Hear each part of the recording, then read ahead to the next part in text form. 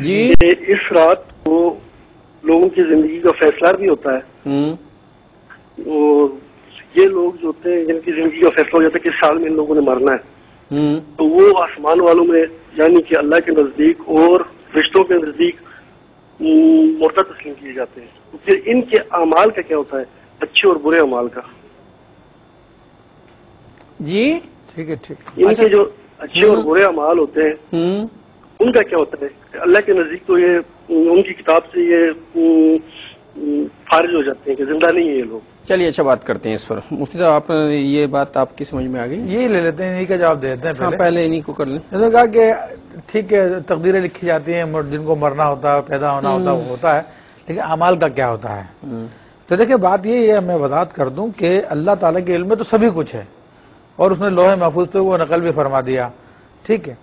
مگر یہ جو کہا جاتا ہے کہ لکھے جاتے ہیں اس رات میں لوگوں کی زندگی اور موت کے فیصلے اور اعمال وغیرہ، یہ دراصل فرشتوں کو اطلاع دی جاتی ہے. فرشتوں کے اپنے صحیفے ان میں لکھا جاتا ہے کہ تمہیں اس سال میں یہ ڈیوٹیاں انجام دینی ہے. تو یہ مراد ہوتی ہے، یہ نہیں کہ اللہ تعالیٰ کے علم میں معاذ اللہ ابھی آیا، ایسا تو نہیں ہے، اس کے علم میں تو ہمیشہ سے ہے. بھائی نے جو کہا کہ لوگوں کے اعمال کا کیا ہوتا ہے، تو اعمال کے بارے میں فرمایا کہ اس رات میں اعمال بلند کیے جاتے ہیں. بلند کرنے سے مراد یہ ہے کہ فرشتے اپنی ڈیوٹی کے تھے تو اللہ تعالیٰ کی بارگاہ میں لے کے جاتے ہیں. حالانکہ اللہ تعالیٰ سب کچھ جانتا ہے پہلے سے، جس طرح کے کوئی بادشاہ ہوتا ہے اس کے اپنے جاسوس ہوتے ہیں، اس کی ساری باتیں ہوتی ہیں، اس کا اپنی بھی نالج ہوتی ہے، وہ اپنی نالج سے بہت باتیں جانتا ہے، لیکن پھر اس کے مقرر کردہ لوگ بھی لے کر آتے ہیں وہی باتیں. تو ایک سمجھانے کے لیے مثال ہے. تو اللہ تعالیٰ ہر چیز کو جانتا ہے، مگر فرشتے اپنی ڈیوٹی پوری کرتے ہوئے ان اعمال کو اللہ کی بارگاہ میں لے کے جاتے ہیں. تو وہاں پر جو نیک اعمال ہوتے ہیں وہ قبول کر دیے جاتے ہیں، جو برے اعمال ہوتے ہیں مردود کر دیے جاتے ہیں. اچھا، یہ بنگلہ دیش سے بہن رشیدہ نے کہا تھا کہ سورہ رحمان، سورہ واقعہ، سورہ حدید ایک ساتھ پڑھنے سے جنت کی خوشخبری ملتی ہے. کہتی میں بیمار ہوں، کوشش تو کرتی ہوں لیکن اسے تسلسل اس کا قائم نہیں رکھ سکتی ہوں. اللہ تبارک و تعالیٰ تو نیتوں کو دیکھتا ہے. تو حدیث کریمہ میں آتا ہے کہ بندے کی نیت ہو کسی کام کرنے کی اور کسی وجہ سے مجبوری سے نہ کر سکے تو بہرحال وہ ان لوگوں میں لکھا جاتا ہے، وہ کام کرنے والوں میں. اچھا، انہوں نے ایک سوال اور پوچھا کہ میں بھی چاہوں گا، مطلب ان کی طرف سے میں بلکہ اپنی طرف سے بھی پوچھ رہا ہوں کہ یہ میں نے بھی سنا ہے کہ آیت الکرسی اگر غروب آفتاب سے قبل 40 مرتبہ پڑھ لی جائے تو 2 حج کا ثواب ہوتا ہے. میں کئی مرتبہ سوچا تھا، آپ سے پوچھنا بھول جاتا ہوں.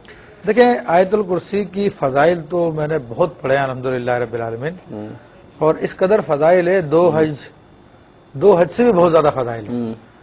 لیکن یہ جو 2 حج والی فضیلت ہے یہ میری نظر میں کسی روایت میں گزرا نہیں، ورنہ اس کی سب سے بڑی فضیلت تو یہ ہے کہ انسان ہر نماز کے بعد اگر ایک مرتبہ آیت الکرسی پڑھ لے فرض نماز کے بعد، تو حدیث میں آتا اس کے اور موت کے بیچ میں، اس کے اور جنت کے بیچ میں موت کے سوا کچھ بھی نہیں ہے.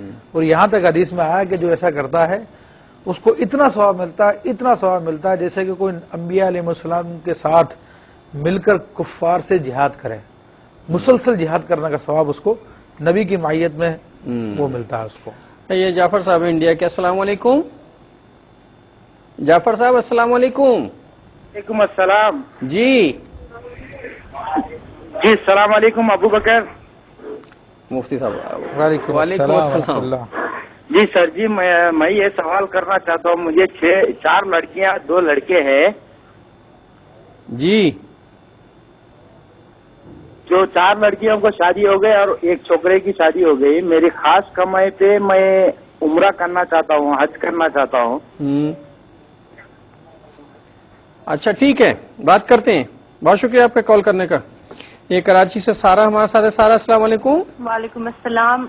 میں نے یہ پوچھنا تھا کہ شب برات میں ایک تو کیا عبادات ہونی چاہیے، ایک اس کی تفصیل تھوڑی بتائیے گا. اور دوسرا میں نے کل انوار الحدیث پروگرام دیکھا تھا کیو ٹی وی پہ، اس میں انہوں نے ایک حدیث.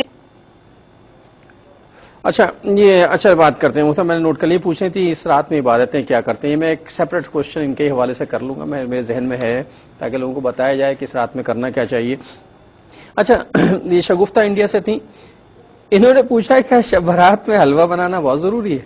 دیکھیں ضروری کوئی بھی نہیں ہے، البتہ یہ کہ مسلمانوں میں حلوے کا رواج ہے، اس پہ بہت سارے لوگ اعتراض کرتے ہیں، لیکن نبی کریم صلی اللہ علیہ وسلم فرماتے ہیں المومن حلو یحب الحلوہ، کہ مومن میٹھا اور میٹھے کو پسند کرتا ہے.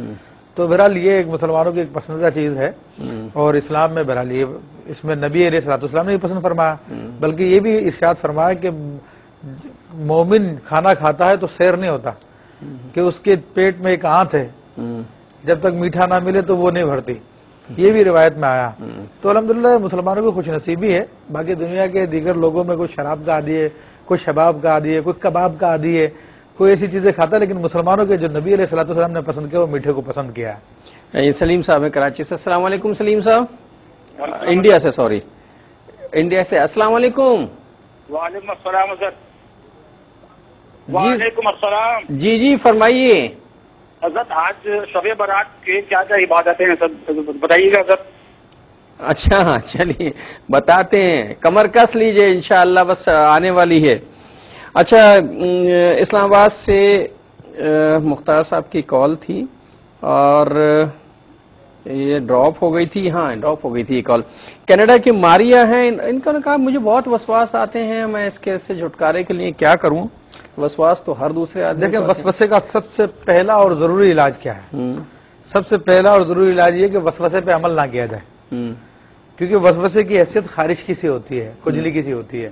ایک مرتبہ کھجاؤ تو پھر کھجاتے ہی چلے جاؤ گے حتیٰ کہ جلد زخمی کر لو گے۔ تو وسوسے کا بھی یہی ہوتا ہے کہ اگر اس کے اوپر عمل کر لیا تو پھر اگلا آئے گا، اور آپ نے عمل کرنا چھوڑ دیا تو انشاءاللہ تعالی آنا بند ہو جائیں گے۔ یہ کہ صبح شام یہ 100 دفعہ لا حول ولا قوت الا باللہ العلی العظیم پڑھیں اور پانی پہ دم کریں اور پی لیا کریں اسی نیت سے کہ میرے وسوسے دور ہو جائیں، تو انشاءاللہ تعالی دور ہو جائیں گے، مگر ان پہ عمل نہ کریں۔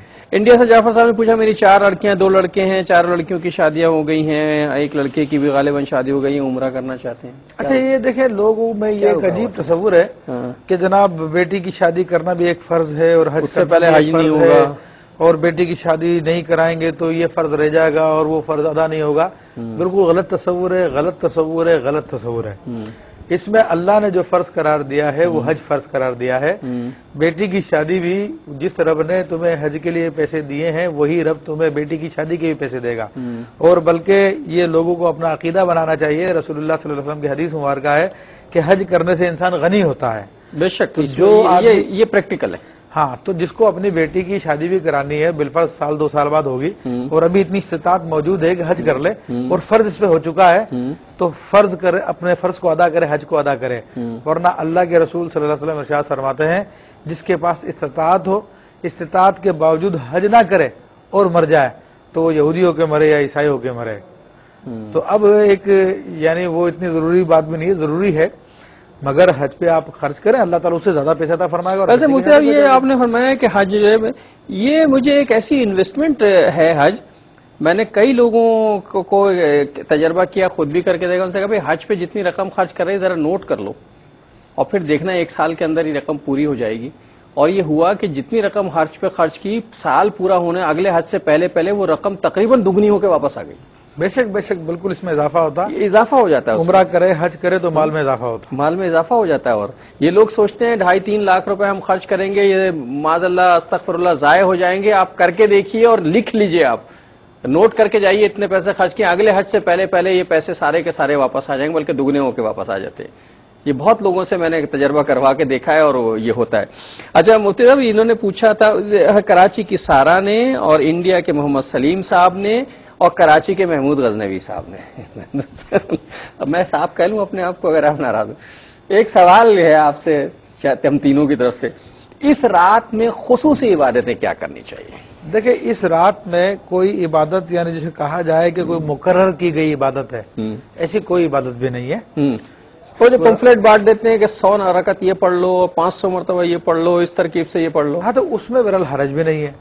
اچھا تو ایسا کرتے ہیں ایک وقفہ لے لیں، آپ لوگ ذرا سن لیجئے گا کیا عبادت کرنی، وقفے کے بعد بات کرتے ہیں۔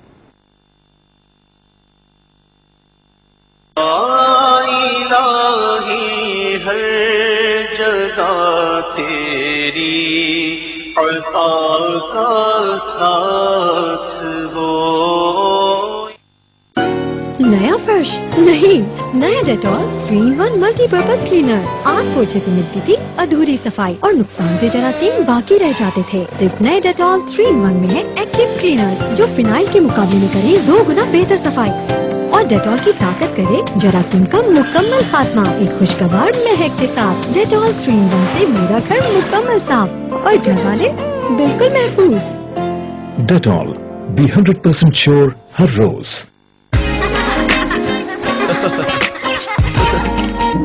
زندگی کے اہم پل، درد سے کہیں رک نہ جائیں. یہ لیں 2 گولی ڈسپرن.